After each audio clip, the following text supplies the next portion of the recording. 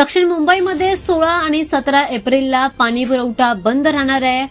पुन्हा एकदा मुंबईमध्ये पाणी कपाती होते। खरं तर महानगरपालिकेने दक्षिण मुंबईतील अनेक भागांमध्ये 16 आणि 17 एप्रिलला 18 तास पाणी पुरवठा बंद ठेवण्याचा निर्णय घेतलाय। शिवडी येथील जलवाहिनीवर तांत्रिक काम आणि बटरफ्लाय वॉल बसवण्याचं काम हाती घेण्यात आलंय आणि त्यामुळेच पाणी कपात निर्णय लागू करण्यात आलाय। शिवडी परिसरातील टनल भंडारवर टेकडी जलाशय वाहिनीवर हाजीबंदर रोड इथे 1500 मिमी व्यासाचे बटरफ्लाय वॉल बसवण्यात येत आहेत। हे काम जलपुरवठा व्यवस्थेमध्ये सुधारणा करण्यासाठी करण्यात येत आहे। दरम्यान 16 एप्रिलला सकाळी 10 ते 17 एप्रिलला पहाटे 4 या वेळेमध्ये हे काम चालू राहणार आहे आणि त्यामुळे या काळामध्ये पाणी पुरवठा पूर्णपणे बंद राहील। या पाणी कपातीचा परिणाम मुंबईतील ए, बी, सी, ई आणि एफ दक्षिण विभागांतील अनेक भागांवर होणार आहे।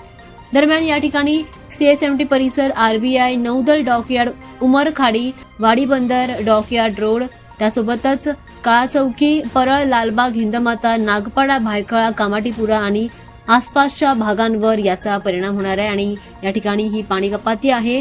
दरम्यान महानगरपालिकेने नागरिकांना या काळामध्ये आधीच पाणी साठवून ठेवण्याचं आवाहन केलंय। पाण्याचा काटकसरीने वापर करण्याचं आवाहन केलंय। अनेक भागांमध्ये पुढील काही दिवस कमी दाबाने पाणी पुरवठा राहू शकतो, त्यामुळे नागरिकांनी कृपया पाणी आधीच साठवून ठेवा आणि पाण्याचा काटकसरीने वापर करा।